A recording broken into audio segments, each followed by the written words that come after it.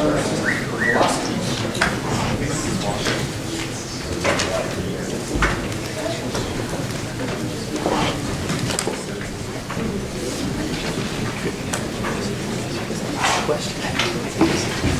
He did.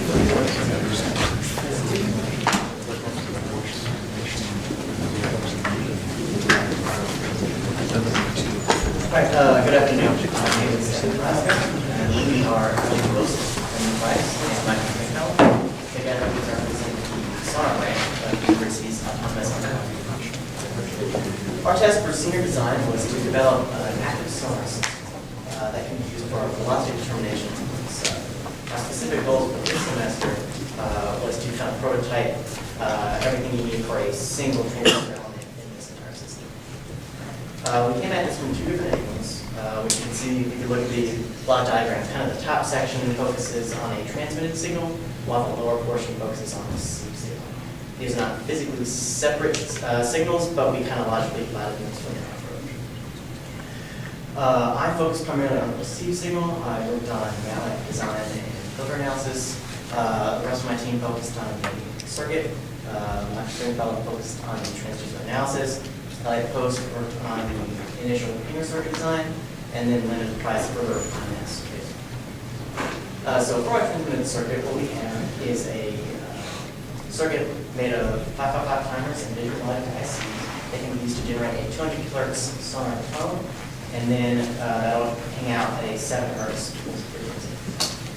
We chose 200 kHz for its compatibility with our sonar transducer, and the 7 Hz tone, or 7 pulse frequency, is chosen so that we have a 1 millisecond pulse ping time, and then the time after that is slightly adjustable depending on how long we want to wait for returns to come back based on the ultimate distance that we want to be able to detect. On the receive side of things, we focused on MATLAB design and filter analysis.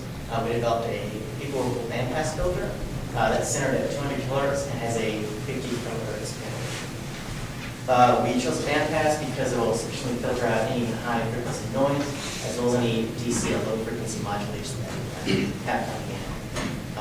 So on this plot behind me, what we have is a sample test from the activity center pool. We have our original signal plotted, and then below that is our filtered signal. With our bandpass filter, it's easy to see that we isolated our initial pulse and then subsequent returns after that. We specifically have noted there are two main primary signals. One is from the return from the opposite wall in the pool, and the second one is exactly twice as long after that, so that is an echo that we're getting back from that same wall at other time. So with these tasks accomplished, we feel that we're in a good position to start senior design 2. We want to focus on implementing our filter design and hardware, and then we want to be able to take multiple transducers so we can trilaterate distances in three-dimensional space, and then take these distances and ultimately output a velocity vector. At this time, I have for any questions I have.